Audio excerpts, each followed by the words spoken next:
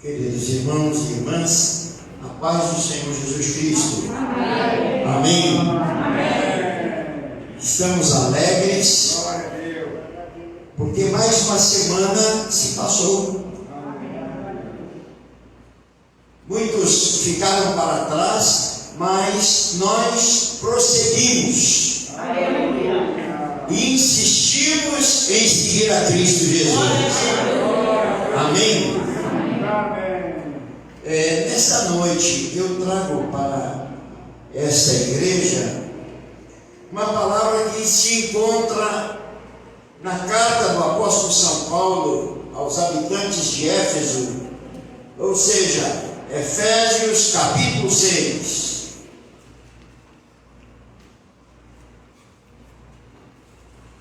A partir do versículo 10.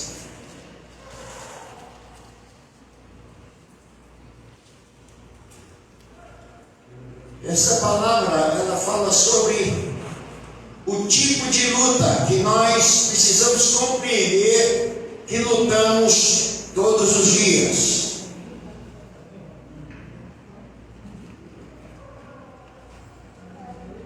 Efésios, capítulo 6, a partir do versículo 10.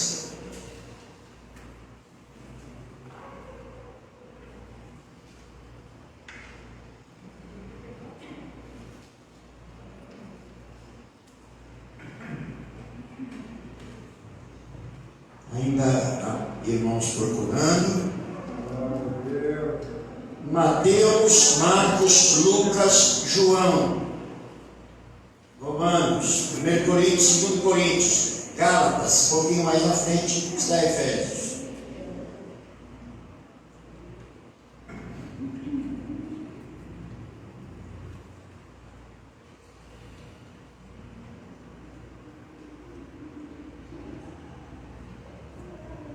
Qual é o tema aí na sua Bíblia, por favor, meu irmão? A armadura de Deus. A armadura de Deus.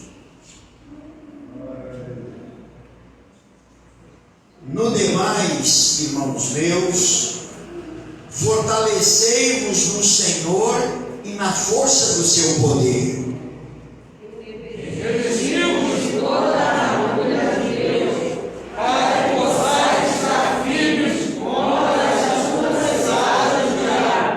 Porque não temos que lutar contra a carne e sangue, mas sim contra os principados, contra as potestades, contra os príncipes das trevas deste século, contra as hostes espirituais da maldade nos lugares celestiais. Portanto, tomai toda a armadura de Deus, para que possais resistir no dia mau, e havendo feito tudo, ficar firmes. Estai, pois, firmes, tendo cingido os vossos lombos com a verdade, e vestida a couraça da justiça, e calçados os pés na preparação do evangelho da paz. Tomando sobretudo o escudo da fé, com o qual podereis apagar todos os dardos inflamados do maligno. Tomai também o capacete da salvação e a espada do Espírito, que é a palavra de Deus. Orando em todo o tempo, com toda oração e súplica no Espírito, e vigiando nisso, com toda perseverança e súplica por todos os santos. E por mim, para que me seja dada, ao abrir da minha boca, a palavra com confiança, para fazer notório o mistério do Evangelho. Todos, pelo qual sou embaixador em cadeias, para que possa falar dele livremente, como me convém falar. Amém. Bendito Deus e eterno Pai. Senhor, nós adoramos ao Senhor nesta hora. Nós glorificamos e bendizemos o vosso santo nome, porque para isso aqui viemos, Senhor. Nós louvamos o vosso santo nome, nós oramos, nós lemos a vossa palavra, e agora, Senhor, nós pedimos em nome do Senhor Jesus Cristo, que o Senhor fale conosco, Pai. Meu Deus, nós queremos honrar ao Senhor, ouvindo a vossa palavra com amor e guardando em nosso coração para praticá-la, Senhor. Ó Pai amado, fica conosco, nos abençoe, me dê sabedoria para eu falar o que convém, e a este povo, Pai, para absorver a vossa palavra. Assim vos peço, em nome do Senhor Jesus Cristo. Amém. Podem sentar-se, as crianças sairão para missionar a mãe.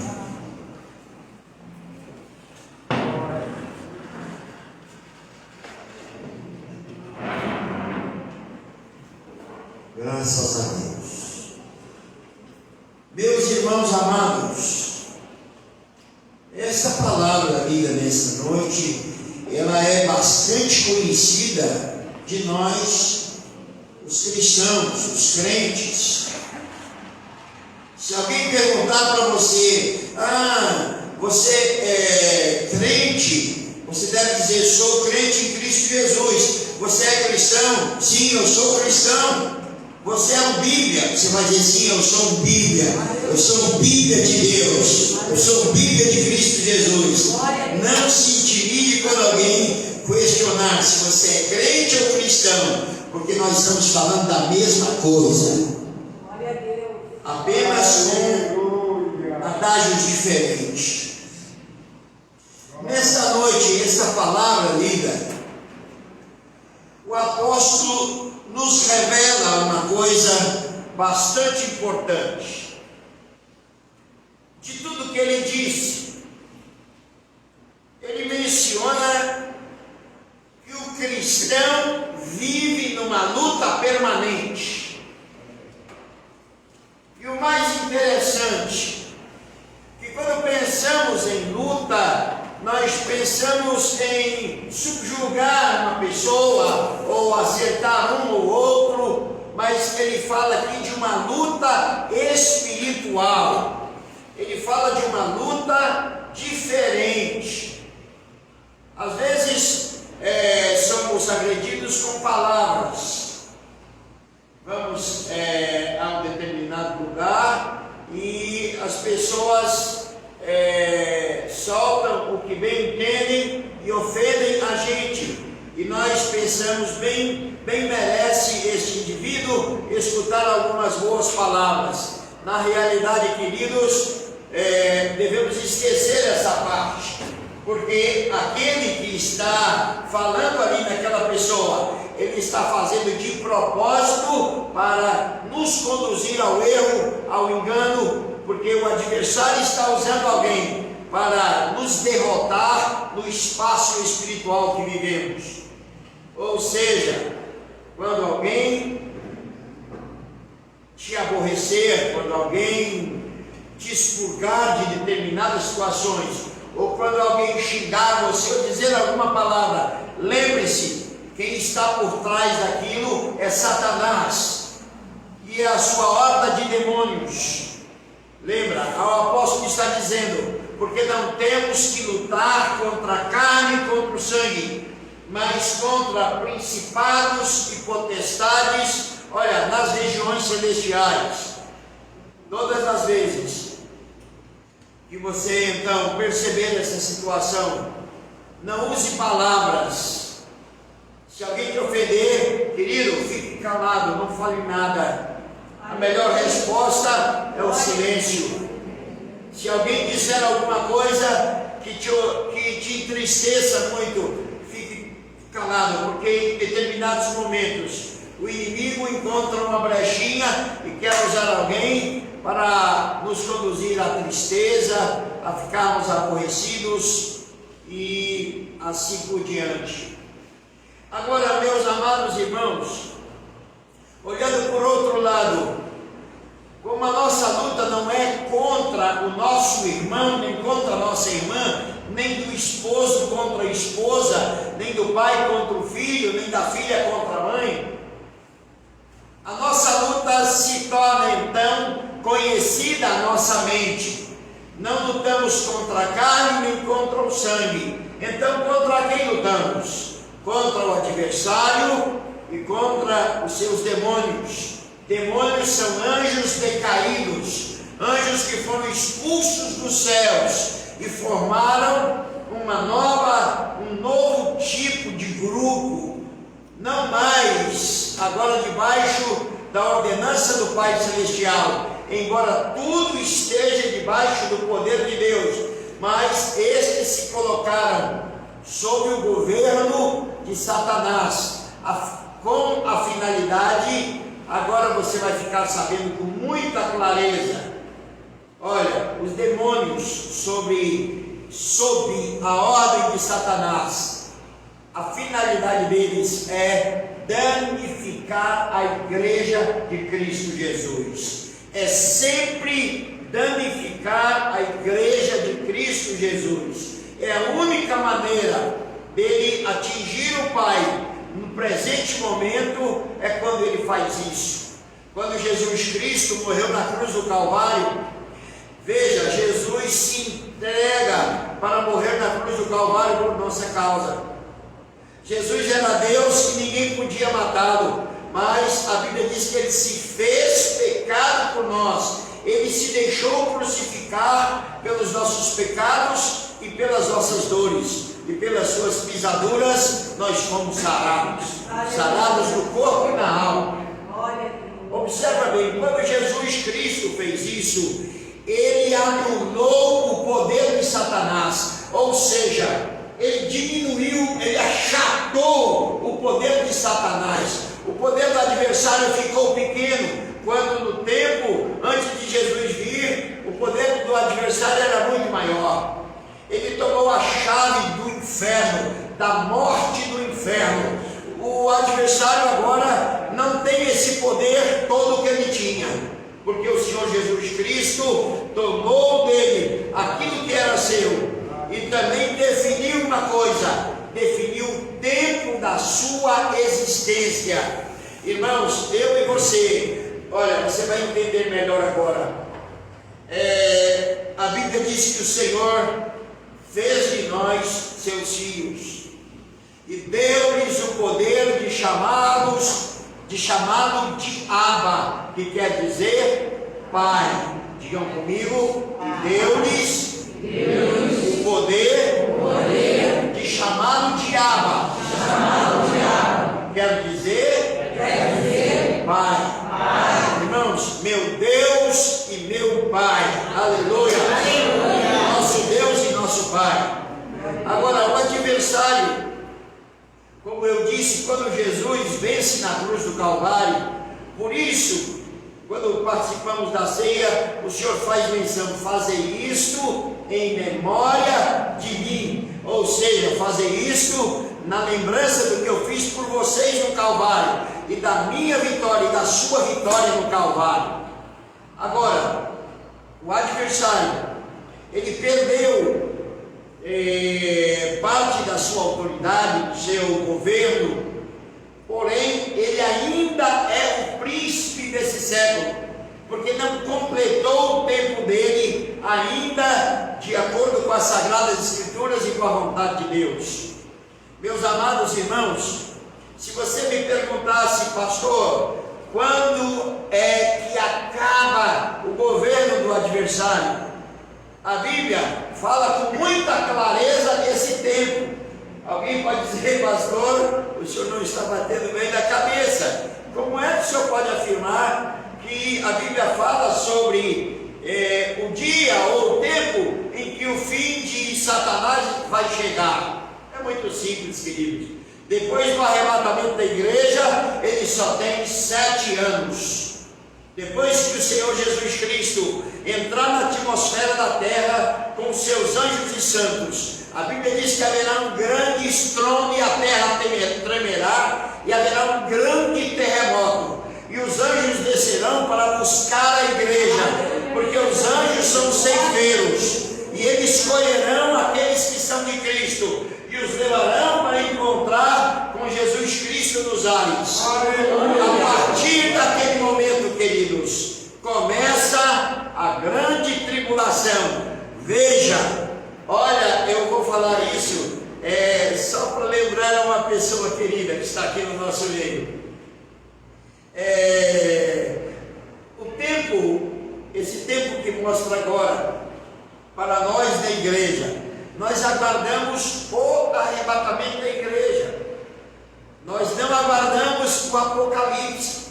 O Apocalipse não é para nós. Aquela última semana, a semana de Daniel, é para quem ficar aqui na terra. Quem ficar aqui, irmãos, vai passar por momentos tremendamente difíceis. Logo na abertura dos 7 selos, vocês sabem que João, na sua visão, quando o Senhor dá a revelação do Apocalipse para João, ele começa a escrever, porque o anjo diz: olha, o que você vê, você escreve, e envia às 7 igrejas da Ásia, né? E quando João é arrebatado até o céu, ele entra pelos portões celestiais, ele vê lá adiante alguém assentado num trono com muita glória, com muito poder, com milhares de anjos ao seu redor, 4 seres viventes próximos ao trono e 24 anciãos, que lançam as suas coroas e exaltam o nome de Deus, e eles dizem: Santo, Santo, Santo, aleluia, Santo, Santo, Santo, aleluia. Agora, meus amados, João vê alguém assentado à destra daquele que estava sentado no trono, e João então ouve quando um anjo com voz poderosa diz: quem é digno de tomar da mão daquele que está sentado no trono o livro e de abrir os seus 7 selos? E a Bíblia diz que fez silêncio no céu por um determinado tempo longo, e parecia que ninguém era capaz de se levantar e se dirigir até aquele que estava sentado no trono, e aquele que estava sentado no trono era o próprio Deus, mas ninguém podia se aproximar para pegar o livro. E João diz: eu comecei a chorar, e eu chorava muito, eu comecei a chorar muito, e aquele anjo disse: João, não chore, calma, há um que é digno de tomar o livro e de abrir os seus 7 selos. Aleluia. Meus amados, o anjo diz: há um, é o Cordeiro de Deus, ele é capaz, ele tem autoridade, ele tem poder, ele comprou com o seu sangue essa autoridade, e ele pode ir lá e pegar o livro da mão daquele que está sentado no trono. E Jesus então aparece em cena e pega aquele livro da mão do Pai Celestial e começa a abrir os seus 7 selos. Aí nesse momento, irmãos, começa a acontecer na terra os maiores desastres jamais vistos, jamais imaginados pela mente humana. Começam a deflagrar-se sobre a face da terra, sobre aqueles que não têm a marca de Deus, porque aqueles que têm a marca de Deus já foram arrebatados, ou seja, a sua igreja já está na presença de Cristo. Mas naquele momento começam desastres, conforme a palavra diz, os 7 flagelos do Apocalipse. Quando você fala em flagelo, você sabe que não é uma coisa muito boa. Depois nós vamos encontrar as 7 taças da cólera de Deus. A Bíblia também relata os 7 ais, que nem mencionados são, o Senhor não nos deixou saber. Olha, nós fomos livres da mão do adversário para participar da glória de Cristo Jesus. Isso começa no dia do arrebatamento da igreja. Meu irmão amado, minha irmã amada, eu sei que nós vivemos nesse mundo e deveríamos ter mais cuidado. Nós deveríamos ter mais preocupação com as coisas de Deus, mais preocupação com aquilo que o Senhor nos ensinou a não fazer, porque não lhe agrada. O Senhor Jesus disse assim: olha, aquele que me ama guarda os meus mandamentos, e aquele que guarda os meus mandamentos e me ama será amado pelo meu Pai. Aleluia.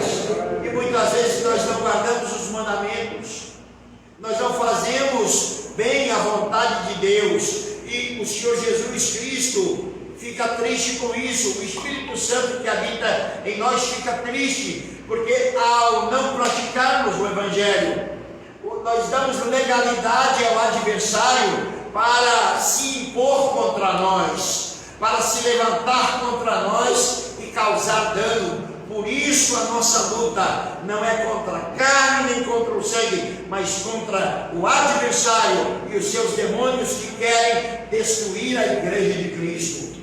Ele não se lança contra o mundo, porque o mundo, a Bíblia diz, o mundo jaz no maligno, o mundo jaz perdido. Meus amados, é triste dizer isso. Nós estamos aqui agora glorificando e exaltando o nome do Senhor, mas lá fora existem milhões de pessoas, não são milhares, são milhões de pessoas que em pouco tempo, quando ao soar da última trombeta, perderão a salvação. E isso não é alegre de se falar, isso é triste. Meu coração dói quando eu falo isso.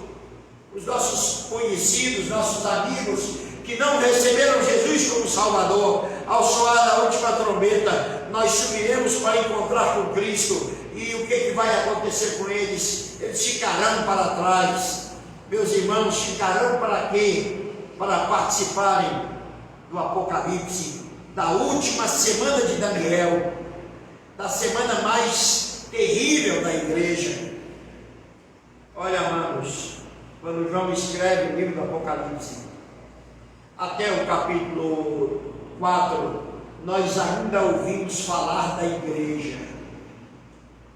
Dali para frente, nenhuma menção sobre a igreja existe mais, porque a igreja não está mais aqui. Dali para frente, o Senhor vai tratar com a nação de Israel. Muitos se salvarão ainda no tempo da grande tribulação, mas você imagina, quando nós lemos na palavra de Deus, por exemplo, quando uma estrela cai do céu, um corpo celeste cai do céu e fende a terra, chegando até o poço do abismo, e libera gafanhotos que têm uma função específica: cabeças como de homem, cabelo como de mulher, uma coroa na sua cabeça, esporão na sua cauda, suas asas fazem barulho. Eles estão liberados para fazer dano aos homens por 5 meses. Os homens não morrerão, mas sentirão dores por 5 meses. E a Bíblia diz que a sua dor é comparada com a picada do escorpião. Eu pergunto, você vai querer estar aqui nesse tempo? Eu não quero. Olha, no capítulo 4 de Apocalipse, o Senhor diz assim: porque guardastes a palavra da minha paciência, também eu te guardarei da hora da tentação que está por vir, para tentar todos os que habitam sobre a face da terra. Irmãos, olha, prestem bem atenção. Porque guardastes a palavra da minha paciência, porque guardastes a minha palavra, o Evangelho de Cristo Jesus, que é o poder de Deus para a salvação de todo aquele que nele crê. Eu também te guardarei da hora da tentação que está por vir, para tentar os que habitam sobre a face da terra. Estou falando isso porque quero fazer uma revelação nessa noite. Você aceitou o Senhor Jesus Cristo como Salvador. Você entregou a sua vida a Jesus e você está procurando servir a Jesus Cristo. Você tem lutado contra a sua carne para não cometer pecados. Mesmo cometendo pecados no decorrer da sua existência, há momentos em que você percebe que você luta. É uma luta constante, você se afasta, você quer fugir, você não quer fazer, para não entristecer a Deus. Mas nós vivemos no limiar do pecado. A linha entre o pecado e a fuga é muito tênue. Nós vivemos praticamente numa divisão terrível. Todo dia a luta da carne contra o espírito e do espírito contra a carne. Olha, meus amados irmãos, tem uma revelação para nos fazer. Eu sei que muitas pessoas não são tão fortes e não são tão fracas também, e até para os mais fracos. Assim como Jesus Cristo venceu a morte e o inferno,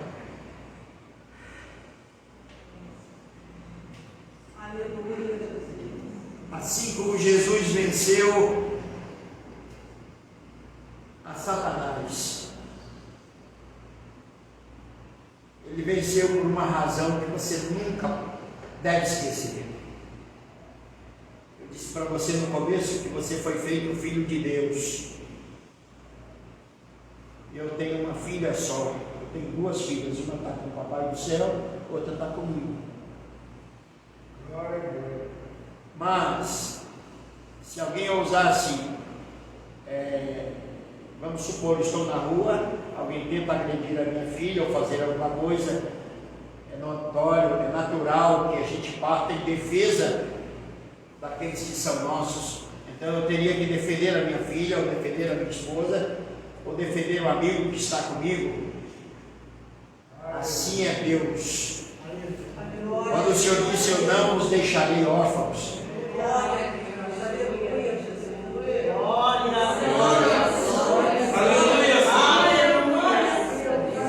Vocês, nenhum de vocês está sozinho. Nenhum.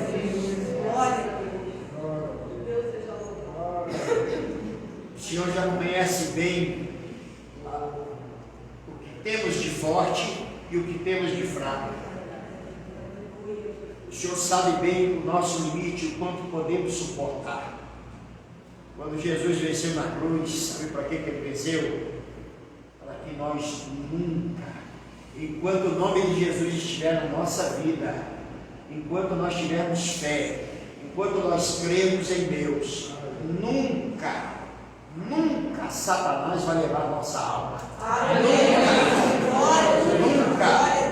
Irmãos, nunca significa nunca. Nunca Deus vai abrir mão da nossa alma. Nunca. Jesus não foi para a cruz para deixar que o inimigo levasse assim. Não. Por isso, aconteça o que acontecer, permaneçam firmes na fé, permaneçam com a lembrança no coração de que o Senhor Jesus Cristo morreu por sua causa, de que Ele não vai permitir, em hipótese alguma, que o inimigo de nossas almas saia vencedor quando ele já é um derrotado, quando ele já foi derrotado na cruz do Calvário. Mas nós também entendemos que o inimigo vai continuar tentando. Ele vai tentar tudo o que ele puder para desgraçar a vida de alguns, para fazer alguns voltarem atrás, apostatando na fé, vejam, voltando atrás, voltando para a lama, porque da lama o Senhor já nos tirou. Ele vai tentar enganar a sua mente, te dando um prazer passageiro e irrisório, um prazer efêmero, que daqui a pouco já não tem valor nenhum, te dando dinheiro fácil, que daqui a pouco já não tem valor nenhum.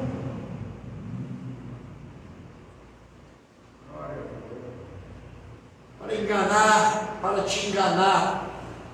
Quantos, irmãos, fumaram cachimbo de crack uma vez e hoje são como zumbis numa cracolândia aí qualquer? Uma vez, o inimigo deu uma vez. Depois esses perderam o domínio, porque o domínio passou para a mão de outro. Quantos o adversário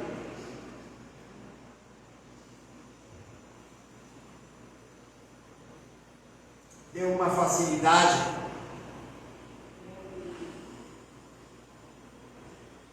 E a pessoa gostou tanto que nunca mais deixou de ser corrupto. Por uma facilidade, um dinheiro fácil. Viciou. Quantos crentes foram viciados por um dinheirinho fácil? Quantos crentes foram enganados por um pouquinho de poder? Há um adágio popular que diz: se quer conhecer alguém, dá poder para ele. Isso é uma verdade extraordinária. Você quer conhecer uma pessoa um pouco mais, dá um pouquinho de dinheiro para ele, um pouco a mais. Dá poder. Você vai compreender armas que o adversário tem usado contra nós. Nós precisamos estar de olhos abertos. Essa revelação de que não temos que lutar contra a carne e contra o sangue, mas sim contra hordas de demônios que nós não conseguimos enxergar, queridos. Nós não conseguimos ver, mas eles estão, conforme a Bíblia diz, assim como o anjo do Senhor anda ao redor daqueles que temem ao Senhor e os livra. A Bíblia também diz que ao derredor o adversário brama como um leão, buscando a quem possa tragar. Observa como a Bíblia é clara. E como identificar essas situações? Meus amados, eu tenho reparado que muitas pessoas não leem a Bíblia, não gastam tempo lendo a palavra de Deus, leem livros falando da palavra. Por favor, podem até ler, depois de ler 10 vezes o conteúdo escrito lixo. Aí você pode ler alguma coisa, mas há pessoas gastando muito mais tempo lendo histórias, vendo internet, vendo televisão, mas com a palavra de Deus não lê, não tem tempo, não gosta, dorme logo. A palavra, irmãos, citada aí pelo apóstolo São Paulo em Efésios, é a sua arma, é a sua arma de ataque. A palavra é a espada do Espírito, espada do Espírito. Se você não conhece a palavra, você não pode botar o adversário para correr. Você quer ver uma coisa? Essa semana passada eu estava dizendo aqui para os irmãos no culto de cura e libertação. Vou dar um exemplo. Aquela mulher curvada no templo, ela vinha curvada e Jesus chega no templo num dia de sábado. E quando Jesus olha, é como se ele tivesse feito um raio-x daquela situação. E ele vê sobre a coluna daquela mulher um demônio.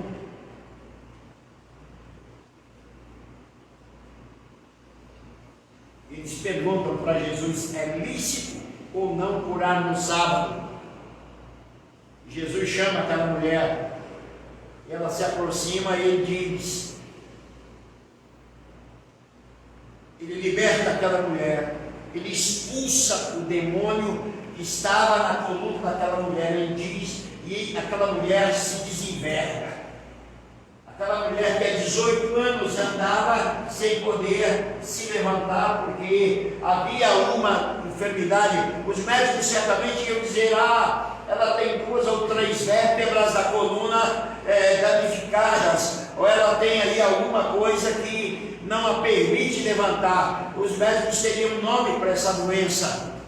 Mas Jesus bate o olho e vê um demônio nas costas daquela mulher. E ele expulsa aquele demônio, e a mulher no mesmo instante se direita. E Jesus disse para o homem que perguntou para ele se era lícito curar no sábado. Ele disse: qual de vós, tendo uma ovelha ou um servo, e ele cai no buraco, você não vai lá para tirá-lo? Quanto mais libertar essa filha de Abraão, que há 18 anos tinha um demônio sobre a sua coluna, sobre as suas costas, e não podia se endireitar. A resposta estava dada, ele podia curar no sábado, Mas para nós o que interessa nesse momento é que aquela doença não era um problema de coluna comum, era um problema de um espírito de doença, um espírito de enfermidade que estava na coluna dela. E ela era uma crente, ela estava dentro do tabernáculo, ela estava na sinagoga quando o Senhor pregava, quando o Senhor falou essas coisas. Ela conhecia o Deus de Abraão, Deus de Isaac, Deus de Jacó, mas lá estava ela, com o demônio há 18 anos na sua coluna. E quando o Senhor expulsa o demônio, para quem você acha que ele fala? Coluna tem ouvido para ouvir alguma coisa? Não. Talvez tenha. Sim ou não? Não. Coluna tem ouvido, sim ou não? Não. Não. Pois é, queridos. Nossa luta não é contra a carne nem contra o sangue, é contra os principados e potestades e dominadores desse mundo tenebroso dos lugares celestiais. Havia um demônio na coluna daquela mulher, e quando o Senhor repreende, ele repreende. Quando ele cura aquela mulher, ele repreende o demônio. Quando o demônio sai, ela fica em pé, curada. Isso é só para você entender que a nossa luta não é contra a carne nem contra o sangue, mas contra principados e potestades desse mundo, dos lugares celestiais. Os demônios fazem coisas assustadoras, são seres inteligentes, são preparados só para fazer o que é comum de Satanás: matar, roubar e destruir. Então, meus irmãos, e qual é a forma de combater esses seres espirituais? Como é que se vence uma batalha? Olha, amados, vocês sabem, nós, quase todos aqui, nós trabalhamos. E ao trabalharmos, nós gastamos grande parte do nosso dia. E às vezes pouco tempo temos para nos dedicarmos à palavra de Deus. Mas nós precisamos ficar afinados com a palavra, afinados com aquilo que o Senhor nos deu. O Senhor nos deu uma arma poderosa, e muitas vezes nós queremos usar um estilingue. Uma arma capaz de botar para correr demônios, castas e legiões de demônios. Mas nós queremos às vezes botar o estilingue ou com os braços. E por que não usamos a arma correta? Porque nós confessamos com a nossa boca errado: eu não tenho tempo. Mentira. Isso não é verdade. Deus deu tempo para todas as coisas. Olha, fala assim para mim: prova, pastor. Prova que nós temos tempo, pastor. Prova que nós temos tempo. Amém. Eclesiastes, capítulo 1, capítulo 3, versículo 1. Há tempo determinado para todas as coisas debaixo dos céus. Irmãos, sabe o que significa essa frase? Nós temos tempo de sobra para cada tarefa que temos que fazer na vida. Nós temos tempo durante o dia para comer, para beber, para trabalhar, para dormir, para estudar e para buscar a presença de Deus, para ler a palavra de Deus. Ou seja, nós precisamos de tempo para nos preparar. Se o Senhor avisa que nós vivemos numa batalha espiritual, como é que eu vou lutar nessa batalha se a minha espada está cega? Se minha espada está enferrujada, se ela está quebrada, se ela está com um cabo solto, como é que eu vou enfrentar uma batalha espiritual desse jeito? Eu preciso ler a palavra de Deus, buscar a direção de Deus, ou seja, eu preciso me fortalecer. Significa, queridos, eu preciso ter fé. Eu preciso me encher de fé para enfrentar uma pessoa endemoniada pela frente. Se você não tiver fé, você corre, você fica com medo, não sabe o que fazer, nem por onde começar. Você tem que ter fé, e a fé vem pelo ouvir pela palavra de Deus. Amém, meus irmãos.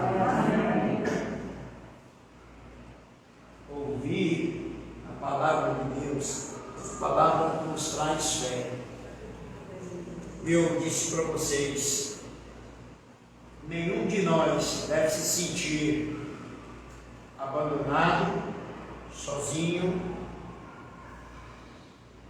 sem apoio. Primeiro nós temos a igreja, nós temos os irmãos para dar o apoio, mas antes de nós, o Senhor Jesus Cristo está a postos. Deus já colocou um anjo para proteger aqueles que são do Senhor. Aleluia. Os irmãos estão para apoiar no momento de necessidade, e o Senhor Jesus Cristo está de braço aberto, nos esperando. Amém. Ele já nos deu a vitória. Olha, amados, olhem para mim. Jesus já nos deu a vitória. Aleluia. Nenhum de nós. Jesus disse assim: olha, aquele que crê em mim jamais será envergonhado. Amém. Você conhece essa palavra? Então diz comigo: aquele que crê em mim, jamais será envergonhado. Jamais será envergonhado. Você crê no Senhor? Amém. Não, meus irmãos. Glória a Deus. Jesus também disse: eu sou a ressurreição e a vida. Aquele que crê em mim, ainda que esteja morto, viverá. Diga comigo: eu sou a ressurreição. Eu digo e depois vocês dizem: eu sou a ressurreição e a vida. Eu sou a ressurreição e a vida. Aquele que crê em mim, Aquele que crê em mim, aquele que crê em mim, aquele que crê em mim, ainda que esteja morto, viverá. seja outro que viverá. Diga comigo: Jesus disse assim, ó: eu sou a luz do mundo. Eu sou a luz do mundo. Eu sou a luz do mundo. Eu sou a luz do mundo. Aquele que andar comigo Aquele que andar comigo não andará em trevas, não andará em trevas, mas achou a luz da vida. mas achou a luz da vida.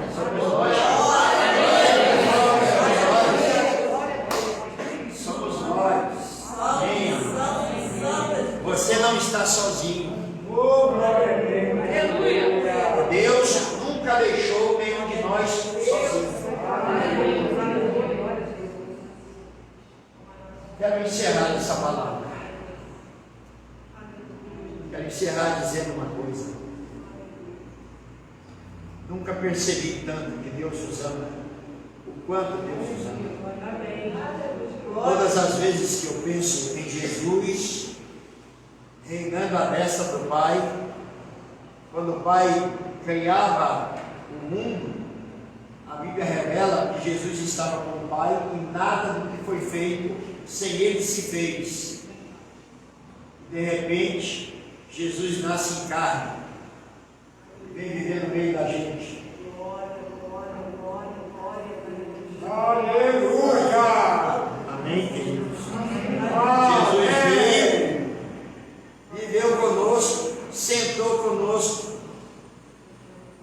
nos curou, comeu conosco. Tem gente que reclama às vezes porque eu digo que gosto de salgadinho. Você está achando que Jesus também não gostava? A Bíblia diz que toda vez que ele passava em Betânia, ele parava na casa de quem? De Lázaro. Ele parava lá para quê, queridos? Comer, dormir, descansar, beber água. Não é verdade? E quando ele ia em Cafarnaum, ele ficava onde? Na casa de quem? De Pedro, queridos. E o que ele fazia lá? Descansava e fazia a mesma coisa que eu gosto, comia salgadinho.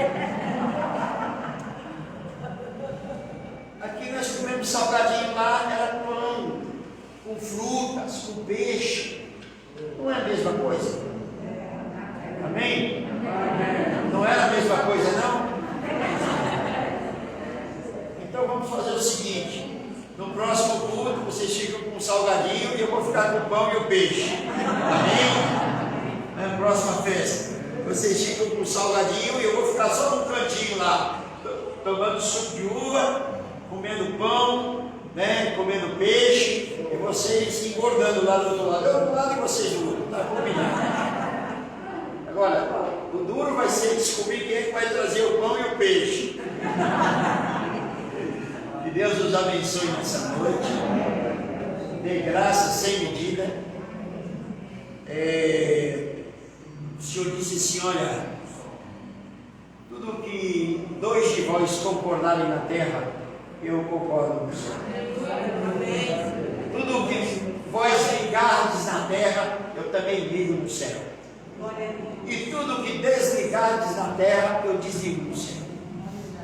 Então eu vou pedir aos pastores, fiquem de pé comigo, por favor, porque nós vamos fazer uma concordância aqui. Bispo de Montier, pastor André, pastor Jorge. Vamos ficar aqui. Você vai estender a sua mão para frente. Mas nós vamos, eu vou orar, você pode depois dar uma passada também. Estenda as suas mãos assim. Agora eu sugiro a você que faça assim, para caber bastante. Assim. Faça bem assim. Amém? Nós vamos orar por vocês agora. Pai Celestial, em nome de nosso Senhor e Salvador Jesus Cristo, Senhor, nós queremos abençoar esta igreja. Abençoar nossos irmãos e irmãs que aqui vieram ouvir a palavra de Deus, a palavra proferida nesta noite, palavra que não volta vazia, sem antes cumprir naqueles que ouviram os vossos desígnios, meu Senhor. E o Senhor disse: que dois de vós concordarem na terra, eu concordo no céu. E aqui nós somos quatro, Pai. Eu, pastor Jorge, pastor André, bispo de Montier.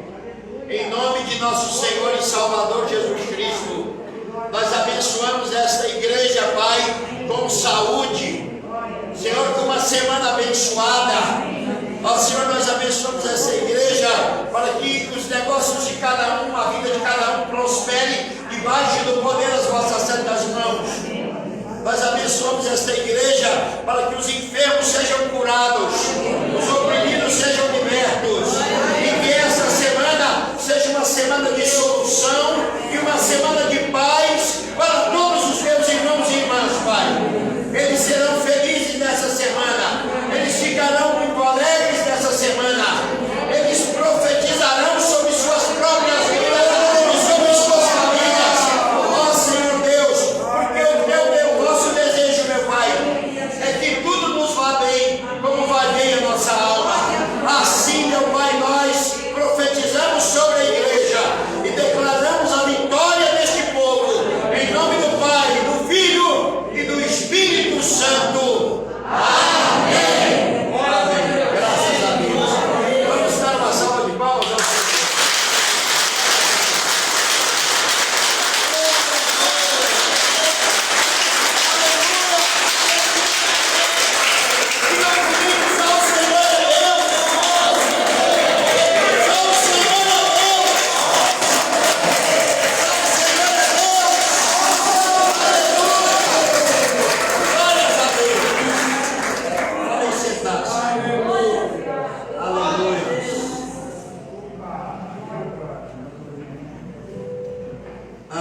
Essa noite que ainda não tem a salvação, porque não sabem como fazer.